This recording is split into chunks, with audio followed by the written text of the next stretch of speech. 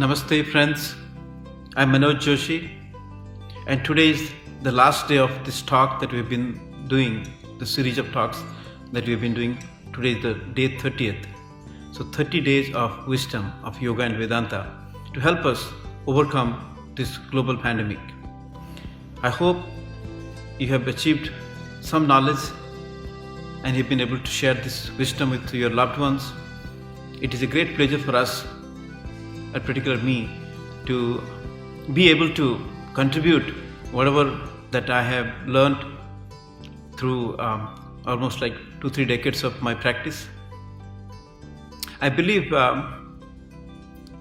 we'll continue this journey many different ways. I will try to bring more pulse of wisdom and how we can really live this life more joyfully, more effortlessly with this knowledge. And today is the day 30th, and today we'll like to talk about the summary of what we have been talking about, although the theme of today is the general concept of how to respond but not to react. We have a series of workshops that we do offer in corporate environment. It's called Respond, Not React. So the whole objective of everything that we have been talking about is to allow us to respond to the bigger request, deeper requests in life, rather than react from our individual ignorance or short-sightedness. So that's the whole concept of today's. So let me just enumerate what we have gone through in this entire 30 days. The first day we talked about goal setting and the yamas. So the yamas are the fundamental principles of yoga, which talks about the 10 concepts, how to be a global citizen. And one of the key concepts is ahimsa, non-violence, and socha, the last part of the socha, cleanliness. Both are very important at this context right now. We have to be practicing non-violence, live and let others live, and also practice socha, the cleanliness of our body, of our mind, and of our soul at different levels. And also setting up a goal. So we started with one goal. We thought about being totally healthy, truly happy, and building up a stronger immune system. So that's the 3 components of the goal, THI. So we thought like that's a important goal, and then we learned how to set it as a GPS, the global positioning system or a goal positioning system. So once you make that goal, and every time you practice meditations, yoga, whatever you do, just remember those 3 words that I'm dedicating this practice of yoga and meditation. And even this talk that we're doing right now is all towards THI. Total health, physical, mental, emotional, social, and spiritual. True happiness, which is the true happiness. That means not conditioned to things and beings in life. Rather than it's independent, knowing the fact that happiness is all within. And how to explore that, how to express that, that's the summary of the day 1. And on day 2 we talked about meditation and niyamas. So just like yamas are the rules that we have to learn, 10 of those, to be a good citizen in the world, niyamas are the practice that we must practice for our own individual self, to be a good person in your life, for personal excellence. For example, being able to do the hard work, tapa, having a sense of contentment, santosha. Towards the end, we also take about brata, taking a vow to do something different, to make a commitment to some practice every day for your body, for your mind and spirit. Meditation is a wonderful example. We have been practicing a simple meditation every day for a couple of minutes, and I have been requesting all of you to practice meditation every day for only 5 minutes. Just start with 5 minutes. If you have not started this journey of 5 minutes meditation every day, I would sincerely request you to practice just for 5 minutes. Any time that you choose of the day, best time is just getting up itself, early morning, on the bed also you can do this. Simple concept of meditation, thinking about the heart. So bringing the mind and heart together, and think about Prana Shakti as the symbol of everything, the source of all the knowledge, the pure consciousness, the mother's unconditional love, the supreme mother's unconditional love, and just blend that with your breath. Every time you in breath or inhale, 5 times Prana Shakti, Prana Shakti, Prana Shakti, Prana Shakti, Prana Shakti, and then 5 times as you exhale. Simple technique, focusing on the heart and thinking about an Om symbol. So that's the power of meditation, because there are a lot of things that we have talked about, how the mind and heart play important roles in our life and how we bring them together through this Prana Shakti, or the bridge between these two. That will help in every aspect of our life. On the third day, we talked about how to quarantine our mind. We've been quarantined physically, of course, like we're staying home, sheltered place. But how do we have some mental discipline so that we don't get overboarded with all the information? At some point of time, you have to make a limit. Okay, today I will just talk about this only at this specific time, so that I'll be able to do other things in the order of priority. Not to get swayed away by all the information. Doing due diligence to find out the depth or the truth of everything that come across. And also try to think about whether this story, this video that I'm watching, is it good for me or is it good for anybody? Does it do any positive things in this life? If it doesn't do, there's no point in forwarding that to others. So having that social responsibility to filter the content and then pass it on only the relevant information which creates a difference, a positive impression in the minds of others. So quarantining the mind is also a very important concept that we talked about. Have specific time to indulge into different information and also to contemplate on the positive information that can empower and enrich your mind. On the fourth day, we talked about how the importance of physical practices. A very important aspect of Surya Namaskar, sun salutation, how it influences our brain in terms of improved blood circulation, how it improves all the different joints in our body. There has been a lot of studies to prove that if you do engage into physical activity, physical exercise, 1 or 2 hours every day, you will live longer, you'll be healthier. All the different aspects of the health we talked about can be achieved by regular practice of yoga, stretching, breathing. So that's an importance of sun salutation. If you don't have time, just practice 6 rounds or 12 sets of sun salutation every day. Surya Namaskar, Sampurna Ahar. That means it brings total food for the body, mind and spirit. So if you just indulge into one practice, that will be great. Surya Namaskar, sun salutation, how it recharges every cell in our body. We have 70 trillions of cells. Obviously, we have to spend some time to feed every cell in our body to make them healthier. On the fifth day, we talked about different aspects of bacteria, viruses and ill will. We talked about scientific aspects of bacteria and viruses, all their forms, whether they have life or not, how this little tiny unit of protein is able to contaminate every cell in our body, how it doesn't have a life of its own. We talked about Bhutanu, that means the virus, and we talked about the God particle, the Brahmanu, and we talked about how we can practice something that we in the realm of wellness and yoga, so that we can create more Brahmanu or God particles to fight the Bhutanu or the viruses. There has been a concept of ill will. There are some occult aspects of the viruses.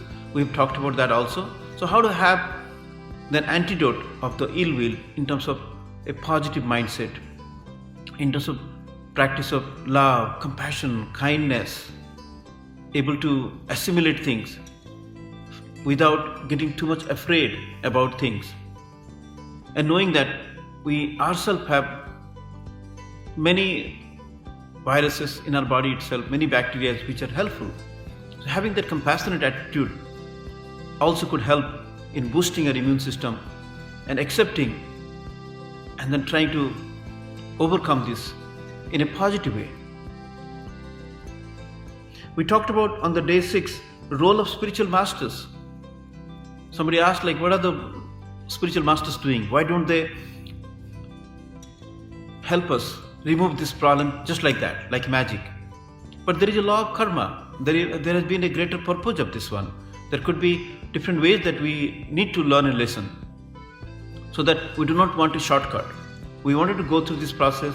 We, as a collective human beings, we wanted to learn something from it. That's why this has been happening for a greater purpose. So the master is all within us. We all are enlightened souls, just like Swami Vivekananda said. We are all divine souls. and there is a potential in everybody. So by practice of different aspects of what we have been talking under the science of yoga and meditation and yoga and Vedanta, we all have the potential to be a master in our own life. And of course, with due regards to all the spiritual masters, they are already doing their bits, but now we have to do our own part so that collectively we can take care of this life, take care of this planet, take care of this universe. We talked about how fear kills and faith heals on day 7. There are so many different stories that we talked about. What is the real meaning of fear? Which means false evidence appearing to be real. So the anticipation of the fear is more fearful than the fear itself. So having a positive mindset about the fear, we talked about different Vedantic concept of snake and the rope. How the fear of the snake is superimposed on the rope. So once you have the true knowledge, the light of awareness, then we can be able to deal with all the fear of our life. So the faith is very important. Having that faith, the concept of astikya, yes, I can do it and it's good for me.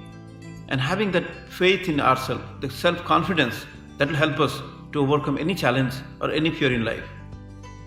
Day 8, we talked about meditation on the truth. Satyameva Jayate, that let the truth triumph. That's the emblem of India, Indian flag. Satyameva Jayate. Satyam Param Dhimahi, focusing on the truth, contemplating on the truth. Whatever the truth of the coronavirus, whatever the truth of our life, and the whole life is an opportunity to discover our own truth. And for that we've been coming here many hundreds and thousands and millions of lifetimes. So now in this life itself, we must do everything possible to experience our truth. So anytime, anything that happens, if you contemplate on the truth, the mind becomes very powerful. Because truth has got a lot of vitality, the prana or the life force inside itself. So always contemplating on the truth, asking that question, what's the truth of my existence? What is the truth behind this reality? So if you become more curious and want to find out more, we always can get it. We talked about on the day 9, global harmony and healing. Through love, through compassion, we are striving to have a global harmony. To heal ourselves, to heal our community, heal our family, heal the world is a responsibility that is given to us. So if we can put all the knowledge, wisdom, technology, resources, everything put together in the right context, collectively we can heal this planet. Like it is said, this universe has got so much for everybody's need, but not enough for one person's greed. So having that balance of greed and the needs, and to bring a global harmony is a collective responsibility. And that is one of the lessons that we are learning in this process while we are going through the difficulties and adversities during this time of COVID-19 pandemic. On the day 10th, we talked about the grace matters at the end. No matter how much you do, how much of hard work you do, ultimately you must be able to let go and release the control and depend on the higher intelligence. Because you do not know what is the 30,000 feet story of your life.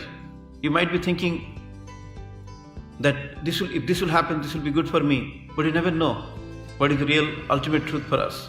Always be open-minded to connect the dots of the past and to project the dots with the hope that everything will be positive at the end.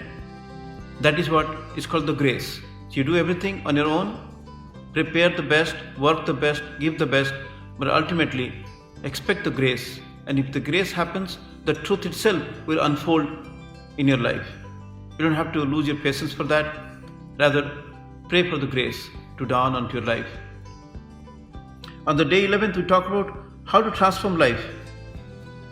I gave that example of a jailer in Hawaii, how he used very ancient technique of Ho'oponopono, which talks about 4 fundamental concepts to transform people's life. He was able to transform 2,000 hardcore criminals by just spending a couple of minutes every day on each inmate. by practicing 4 concepts: I love you, thank you, I'm sorry, please forgive me. So we talked about the symbol of lightning, LTSF: love, thanks, forgiveness, sorry and forgiveness. So if you apply this to concept to whomsoever it may concern, just practicing that. Whenever you have difficult moment, just practice in your mind: I love you, thank you, I'm sorry, please forgive me. You'll see that your mind will become automatically calm, and from whatever state it is there, it will slowly transform to a better state of mind. It will help you to overcome the stress and worries instantaneously, just like that. LTSF, Ho'oponopono technique. We talked about on day 12 how to stay happy.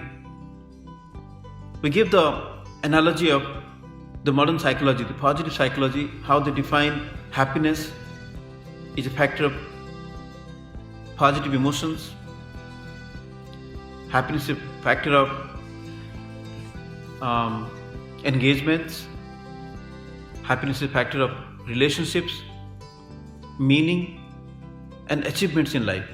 The simple formula is H equals PERMA: positive emotions, engagements, meaningful events, relationships, and achievements. So if you apply those concepts of having to put the right priority, for example, in yoga tradition we talk about dharma, artha, kama and moksha.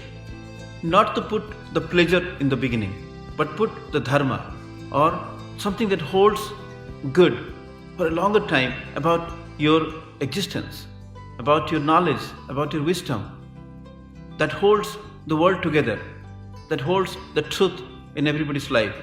So when you do dharma first, what your righteous things, what you should do based on the knowledge and education that you have, find some meaningful things, artha, and make money out of that by applying your true knowledge and wisdom, skill that you have been prepared for, that you've been educated about. Then you'll get pleasure, and that pleasure will lead us to moksha, or the complete liberation of the mind, or the liberation from the sufferings that we have, moksha. We talked about on the day 13 having a positive attitude. I gave an example of if you encounter realized souls that have a practice of when they close their eyes, they see God within, and when they open eyes, they see the God outside. That means an attitude of how may I serve you, how may I help you, knowing that we all are connected. Everyone is only a reflection of our own consciousness. So that is the secret behind how to be having that positive attitude, putting in heart and soul together to do a great job that brings focus of the mind and ultimate quality in everything that you do. With an attitude that I'm serving this attitude, I'm serving this work, I'm offering this work to my higher self. So with that surrendered mindset and attitude, we'll definitely be able to create more eagerness and expectations and create more achievements and perfection. On the day 14th, we talked about how to learn to let go, because yoga is all about letting go. Not to give undue importance to anything, and always prepared to assimilate, outlive, and get enriched from any event. So whatever events that happens in our life, everything should be considered with a positive mindset as an opportunity to excel. There are so many things behind the scene that happens, just like there are so many positive aspects of the current situation. So if you have an inclination towards the positive aspects, then automatically we'll be able to learn go. We will be able to let go. Remember the story that I talked about, the monkey and the banana? When the monkey is trying to release his hands, but he doesn't know how to let go of the banana, and then he gets thrashed by the farmer. So the punchline is, when the monkey knows how to let go, the monkey becomes the monk.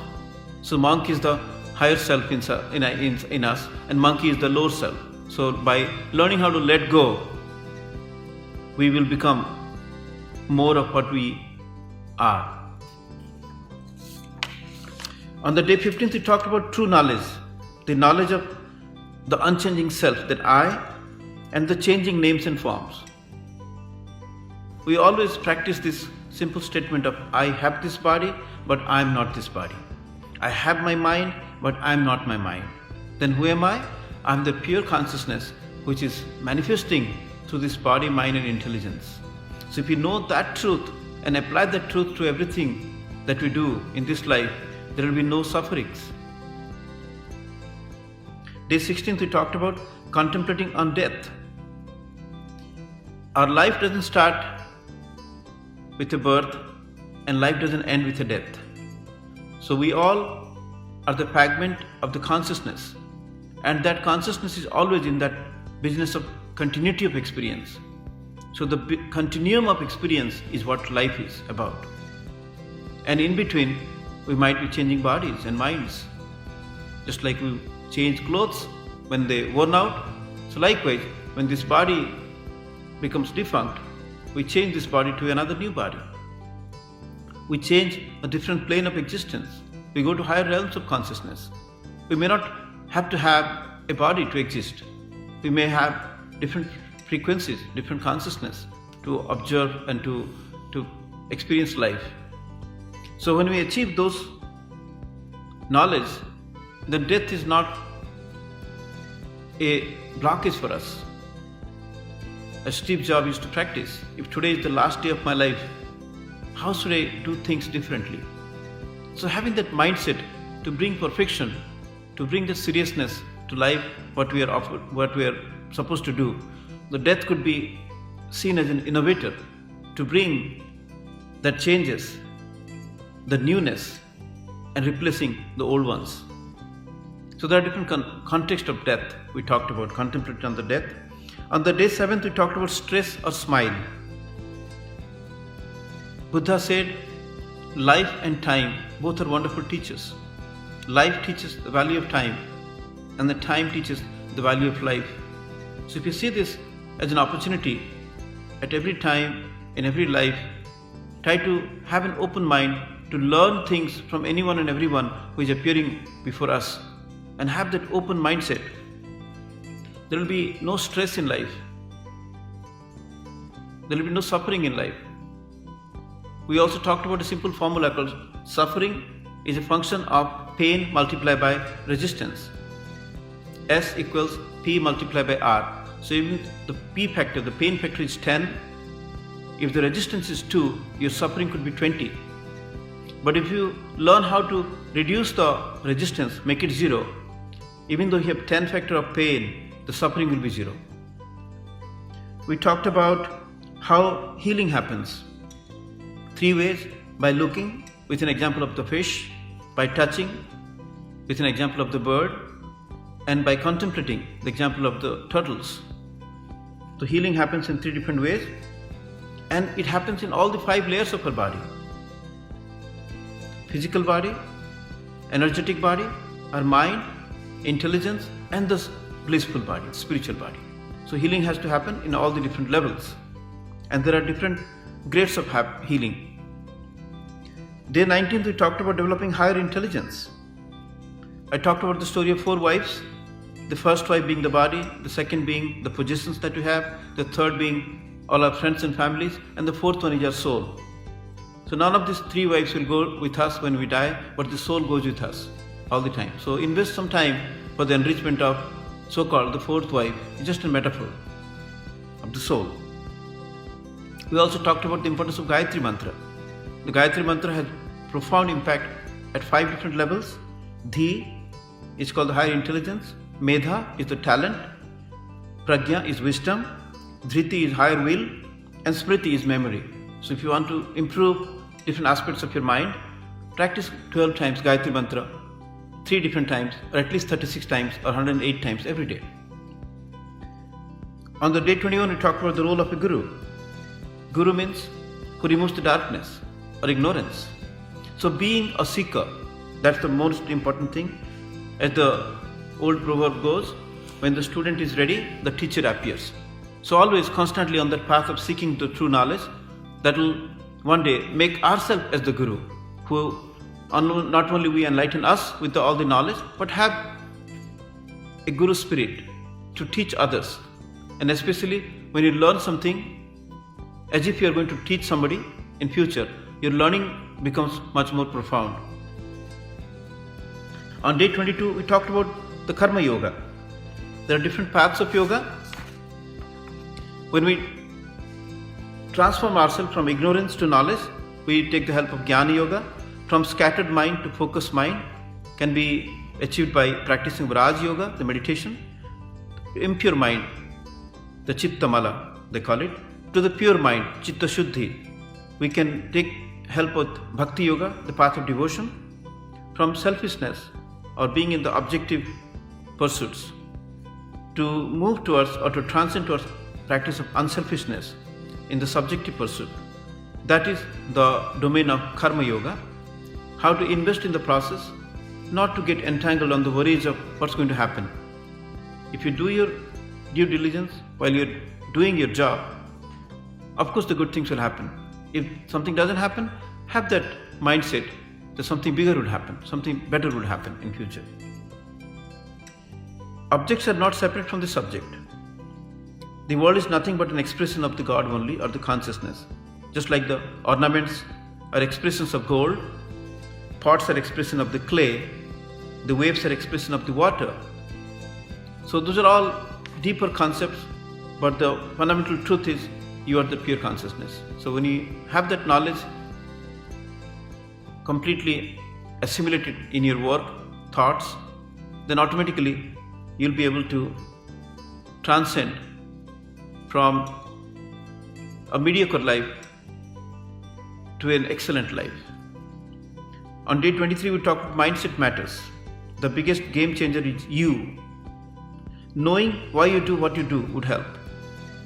This is the era of intelligence. We must know why we do. That's why in the practice of yoga, when you understand the basic concept, why am I doing this? Why am I moving around? Why am I putting my head down? What happens? So by blending the knowledge of the science and technology to the ancient concept of spirituality and understanding why you do what you do, that will bring us more benefit. On the day 24, we talked about neuroplasticity and mantra. Whatever practice that we do, habits makes different groups in our mind, in our brain. Earlier we used to think that brain cells, once they die, they don't come up. But right now the scientists are saying that his brain is like a plastic material. It can be pliable. So by practicing mantra or setting up goals, by practicing positive affirmations every day, we can achieve neuroplasticity. That means you will be able to sculpt your own brain, to understand how the brain works, how the mind works, and getting into a daily deliberate practice can improve our mindset and improve the function of our mind. On the day 25th, we talked about awareness. We talked about the story of Swetaketu and how he learned that thou art that, knowing about that which all the unknown things can be known, knowing about or perceiving about that by perceiving which all the unperceivable things can be perceived. So that is the concept of thou art, you are that. The meaning of Om, the sound of Om has got all these things embedded, the wakeful state, the dream state, and the deep sleep state, and the silence after the Om is your true self. So when you practice that silence after the Om, contemplating on your true nature, you will achieve more power of mind. On the day 26th, we talked about the different chakras. There are 7 different chakras in our body, the energy centers, and every chakra has got different significance, how it helps us to survive, transcend to thrive, or to transcend to higher realms. By understanding this knowledge of our chakra or the different energy centers, we can definitely achieve more success in life. On the day 27th, we talked about the 5 elements. The earth element, the water element, the fire, air and space. So having this knowledge of how they influence your life at physical level, mental level, emotional level, even at a higher spiritual level. By doing the 7 secrets that we have been teaching, stretching, breathing, eating food, a different nourishment, cleansing, relaxing, healing and meditation, we can bring balance to these 5 elements in our life, in our body. On day 28th, we talked about Pranashakti Mahavidya, the great science of cosmic energy healing. There are different levels, level 1, level 2, level 3, level 4. We teach here Pranashakti healing. So by being a healer, not only heal yourself and heal other people in your families, other people in the world. So healing is restoring back the life it was designed originally by the universe. So you can learn this technique to merge your individual will to the will of the universe. You can align your emotion to the global emotion so that you can achieve as a healer much more than just being a normal being. So these are all signs of the ancient past, which is very contextual in the present moment. So by blending the ancient spirituality with the modern technology, we can achieve a lot of healing potential and bring more happiness and joy into our life. On the day 29th, which is yesterday, we talked about how to deal with challenges and adversities. We learned how to see every challenge as an opportunity to move up in life. It doesn't matter how many problems we are dealing with. If you focus on the problems becomes bigger and bigger. But if you focus on the possibilities, sky is the limit. We always should look at what possibilities can I make out of this. And every time there is an opportunity. For example, if somebody is mad at you right now, if you react similarly, tit for tat principle, then you are creating more negativity in the world. But when somebody is mad at you, maybe the universe wants you to respond with more calmness so that there will be a nullifying effect.